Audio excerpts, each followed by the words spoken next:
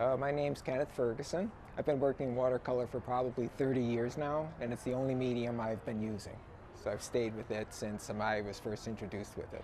My first introduction to art was probably my mother, who was an artist and did shows around the Chicago area back in the 60s and 70s, all the way probably up to the 80s.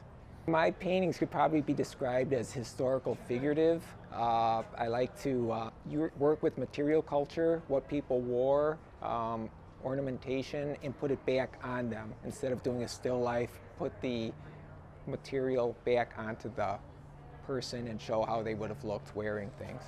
Well, I think my work has evolved over time. I started pretty much like what you would expect with watercolor, more wet on wet, looser. And over time, it just got bolder, stronger, and more defined. And for myself, a new element is putting in a border, painted in border around the painting, the center part of the painting, to give it a little more breathing space and bring part of the center of the painting out into that border. My inspiration mostly comes from its history. There's elements of history that I want to keep alive and keep going.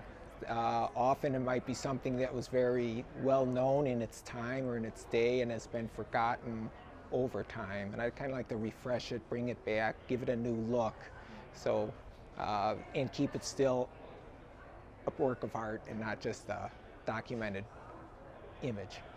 Well, I really wanted to be part of Celebration of Fine Art because I thought it was a completely unique event.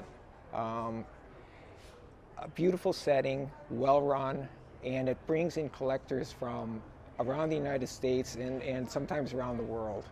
So you get input from hopefully art lovers that you might not get in any other kind of venue. Well, if you haven't been into the big white tents before, you have to come in. We often hear people that say they've driven by, and when they do finally experience it, it's like nothing they've done before. And they always seem to be happy with their experience.